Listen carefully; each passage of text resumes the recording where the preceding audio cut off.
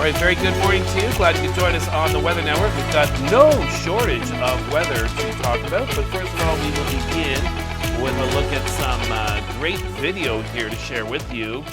And let's begin in Calgary, where you see the mist from the morning. That was from October 22nd.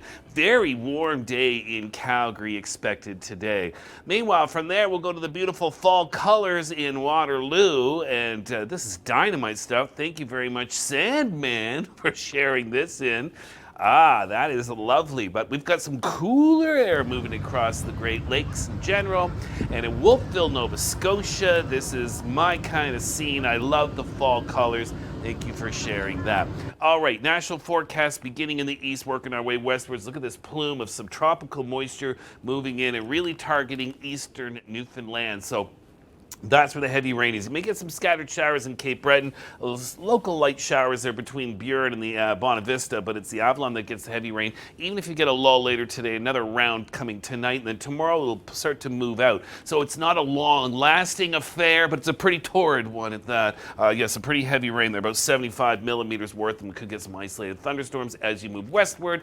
The rain is not as significant. Again, there's some cloud cover in Cape Breton, but you get over to PEI, much of New Brunswick, and most of mainland Nova Scotia, and you're looking at either sunshine or a mix of sun and cloud. Mild temperatures, but you're going to see a gradual cool down into the weekend and early next week for all of the East Coast. All right, speaking of the Atlantic, this is a potentially devastating situation unfolding. This is Tropical Storm Melissa. It is basically stationary. Now, Melissa will move quickly to the west, or rather sharply to the west, still moving slowly, and rapidly intensify over the weekend. So a major hurricane status is quite likely. This is going to be terrible news in Jamaica, for Haiti. I mean, Haiti is a very poor country, and it takes them often years, if not decades, to recover from storms like this. Dominican Republic as well, and Cuba. So a lot of tourist destinations.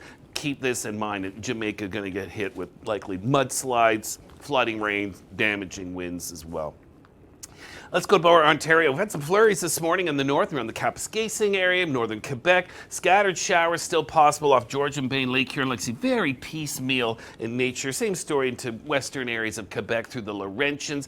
Tomorrow, I think that rain showers will be far more isolated, so less numerous. Into Quebec, still there, but still some cloud cover. But it's going to be a cool weekend at that. But largely dry tonight for the Jays versus the Dodgers. Game 1 tonight, Game 2 tomorrow, both at the Rogers Centre. And then next week, we'll start to see some more unsettled conditions and a coolish trend in Toronto and Montreal. So don't see any return to 20-degree weather. 20-degree weather today will be in Alberta. You're getting the downsloping winds because when BC takes it on the chin in the prairies, it's a weather win. But you are taking it on the chin in BC today. 12 degrees in Victoria, 13 in Vancouver with heavy rain and strong winds this morning. 18 to Calgary, 19 in Edmonton, and 22 in Medicine Hat. But the wind strong this morning along the Strait of Georgia. There'll be a bit of a lull later today, and then tomorrow another round of equally, if not stronger winds looms.